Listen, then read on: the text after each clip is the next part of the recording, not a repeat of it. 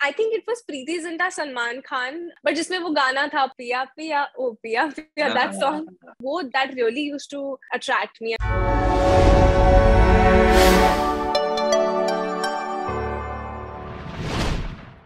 Hello and welcome, मैं हूं पराग छापेकर और इस समय मेरे साथ बहुत ही सुंदर और टैलेंटेड लड़की सहर बम्बा। सहर, बहुत बहुत स्वागत है। Thank you so much. सहर, आप वाकई बहुत सुंदर दिख रही है। Sweet, thank you. जब हमने पल पल दिल के पास देखी थी तो हमको मतलब लग रहा, ये हम तय नहीं कर पा रहे थे कि वो इतनी खूबसूरत वादिया ज्यादा खूबसूरत है या सहर ज्यादा खूबसूरत है। How sweet, thank you. सहर, मैं बीच में आपके बारे में थोड़ा रिसर्च कर रहा था, कहीं पे डबल एच आता है, कहीं पे एच आ रहा है, तो ये डबल एच लगाया गया है? जी लगाया गया है। My mom's best friend actually recommended the change, so we went ahead and changed it. मतलब टैलेंट तो आप में भरपूर है, अब किस्मत का भी साथ है। आपकी वेब सीरीज, नया शो शुरू हुआ है, उसके बारे में क्या कहेंगी, क्या बताएंगी उसके बारे में? मुझे बहुत ज्यादा खुशी हो रही है क्योंकि ये एक ऐसा शो था जो मुझे बोला गया था that I will be the poster face for it. तो वो सुन के मुझे लग रहा था, वो थोड़ी एक्सपेक्टेशंस मुझे लग रहा था कि काफी हाई होंगी शो से, बिकॉज ऑल्सो ये बुक रह चुकी है, it's an adaptation of this novel जिसकी ऑलरेडी एक फैन फॉलोइंग है। तो to live up to the expectations of the fans of the book, वो मुझे थोड़ा I was a little nervous before the release of the show, लेकिन इतना अच्छा रिस्पॉन्स मिला है, इतने अच्छे रिव्यूज आए हैं, so I am just very grateful to everybody who has loved the show. क्या बात। तो सर, जब ये कैरेक्टर आप बना रही थी, किस तरह, क्या दिमाग में चल रहा था, क्या थॉट था कि इसको किस तरह से खड़ा किया जाए, कैरेक्टर को, क्या प्रोसेस रहा आपका? मेरा process, so we had two directors on the show. We had Habib Faisal and we had Tarun Mansukhani.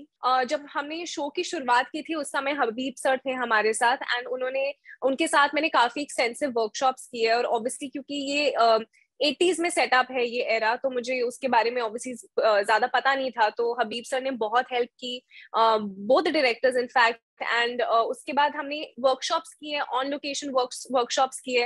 And then जब मुझे मालूम पड़ा कि एक न्यूज रीडर का character I had to play, तो तब sir would send me videos news readers के, 80s के न्यूज रीडर्स के, तो उनका कैसा बॉडी लैंग्वेज है, वो किस तरह से बात करते हैं, तो वो सब मैंने काफी समय बिताया वो सब सीखने में, देखने में। And so the credit, I think, goes to both the directors of the show, from to उन्होंने मुझे मदद किया to understand the era, to understand my character better. तो सर, मतलब 80s की बात, मतलब आप आपके लिए, आपकी जनरेशन के लिए लगती कि 80s का एरा, हमारे लिए तो part and parcel of the life था वो। तो, तो मतलब क्या फर्क लगा आपको कि 80s का एरा को किस तरह से डिफाइन करेंगे आप? तो जब मैं शूट कर रही थी मुझे बहुत वो एरा, मुझे कैसा एरा लगा कि टेक्नोलॉजी इतनी नहीं थी, तो लोग आपस में बातचीत ज्यादा करते थे, बॉन्ड ज्यादा स्ट्रांग थे, डिनर टेबल पे अगर बातें होती थी। और अब आई फील लाइक टेक्नोलॉजी इतनी एडवांस होगी कि हर कोई अपने फोन पे होता है, घर पे भी, डाइनिंग टेबल पर भी। तो वो मुझे उस एरा की सिंप्लिसिटी एंड थोड़ी कम टेक्नोलॉजी मुझे बहुत पसंद आई। एंड आई फील वो एक स्टार्क डिफरेंस मुझे दिखता है उस जनरेशन में और इस जनरेशन में, और उस एरा में और इस एरा में, जो अभी it's all about technology, and वो कहीं ना कहीं हम एक दूसरे से बातचीत करना भूल गए हैं, इज व्हाट आई फील। सही बात है, मतलब फेसबुक पे हजारों फेसेस है, लेकिन आसपास के फेसेस देखने का भी टाइम नहीं है। जी बिल्कुल। सर, ये तो अब आपकी ऑन एयर हो गई है और लाइव हो गई है वेब सीरीज, और क्या क्या प्लानिंग है? क्योंकि जब आप आई थी तो हम लोगों को बहुत ज्यादा उम्मीदें थी कि अब सहर आई है तो कुछ धमाका होगा, नई heroine I.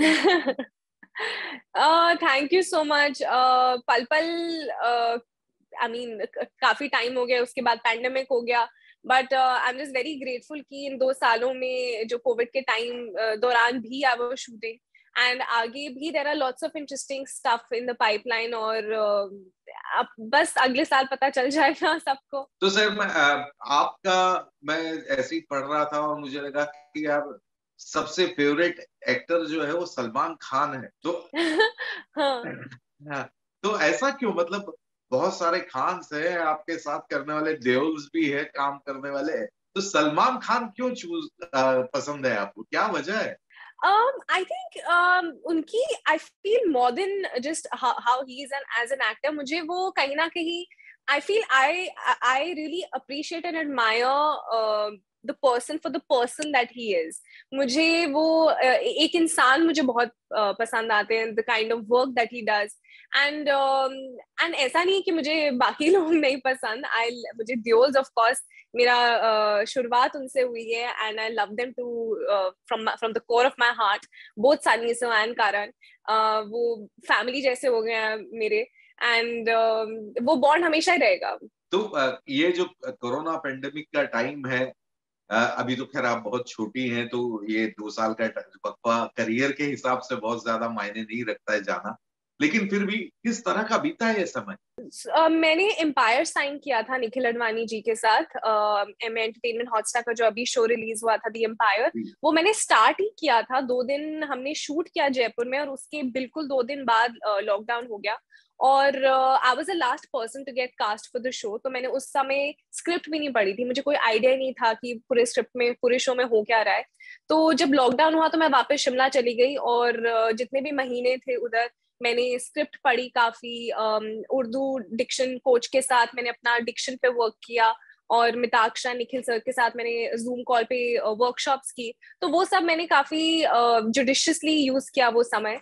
But like I said I think अगर मेरे पास शायद शो ना होता उस वक्त तो शायद मुझे समझ में नहीं आता कि मैं क्या करूं. So thank God that I had the Empire with me that time. और वैसे भी मतलब इस पेंडेमिक के दौरान एक चीज और मतलब जानना बहुत वो हो गया कि स्टार काम नहीं कर रहा है, तो क्या करता? वाओ, आई थिंक पैंडेमिक में तो आई डोंट थिंक कोई कुछ भी कर रहा था. सब बस they were just hoping and praying कि वो और उनके लव्ड वंस सेफ रहें, ठीक रहें. बट मेरा पैंडेमिक इन अ वे अच्छा था इन द सेंस कि I just really worked hard on my self, on my craft. मैंने ऑनलाइन वर्कशॉप्स भी किए एक्टिंग के. तो मुझे वो समय मिल गया to really understand myself as an actor and understand the part that I was going to play in the empire.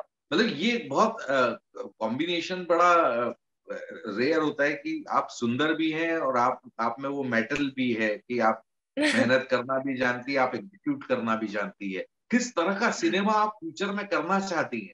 मुझे मैं बचपन से whenever I wanted to become the day that I decided that I wanted to become an actor, मुझे हमेशा से वो जो larger than life aspect of films है मुझे वो अट्रैक्ट किया.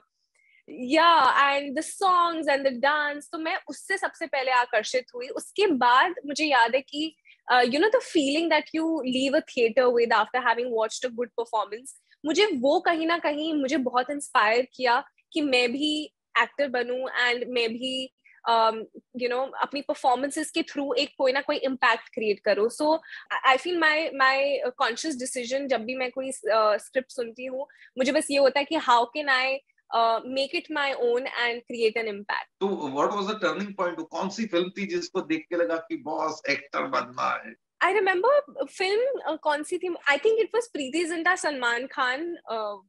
I can't remember the name of the film, but जिसमें वो गाना था पिया पिया पिया पिया ओ पिया पिया, that song. तो वो just the songs and the dance और वो जो larger than life aspect था वो that really used to attract me. and मुझे था कि मुझे भी बस एक्टर बनना है. और उसके बाद जब मैं बड़ी हुई तो then I just started appreciating कि oh my god what an impactful performance. तो आप स्कूल कॉलेजेस में भी करती रही हैं डांस, ड्रामा, म्यूजिक? जी जी जी बिल्कुल. मेरा हमेशा से एक्स्ट्रा करिकुलम में I was always into it. And interesting बात ये है कि शिमला के स्कूल्स में एंड बोर्डिंग स्कूल में, जब मैं बोर्डिंग स्कूल भी गई तो वहां पे दी ओनली डांस फॉर्म जो हमें अलाउ करता था स्कूल वाज ओनली कथक. तो मैंने बचपन से 10th 12th ग्रेड तक मैंने सिर्फ कथक किया है. मैंने और कोई डांस फॉर्म हमारा स्कूल अलाउ ही नहीं करता था, तो हाँ बस कथक ही किया है. बट आई फील कि वो अब जब मैं सोचती हूँ उसके बारे में तो बहुत ही अच्छी बात है, क्योंकि द बेस कथक का अगर स्ट्रांग हो then you can do other dance forms also. Slowly you are carving your niche in industry, in your fans mind. अब जैसे जैसे एक सुंदर लड़की और हीरोइन होती है, ब्लेसिंग इन डिस्गाइज साथ साथ आती है, फिर आपके अफेयर्स जुड़ने लगते हैं लोगों के साथ, अखबारों में तो उसके लिए भी प्रिपरेशन है दिमाग में? वेल आई थिंक वो एक पार्ट एंड पार्सल है ऑफ द इंडस्ट्री. वो एक ऐसी चीज है जो होनी होनी है एंड नाम जुड़ना ही जुड़ना है. But I feel it's okay and it's all harmless and it's all okay. मुझे मेरा फोकस सिर्फ मेरा काम है, और अगर उसके बीच में ये सब कुछ होता भी है, God forbid, I think I will be completely okay with it. तो सर आप ऐसी मुस्कुराते ही रहें, खुश रहें और अच्छा अच्छा काम करती रहें. God bless. और अभी बहुत समय बाकी है. हम आने वाले कई समय तक इंटरव्यू कर सकते हैं, कई सालों तक. सो बहुत बहुत शुभकामनाएं आपको. Thank you so much.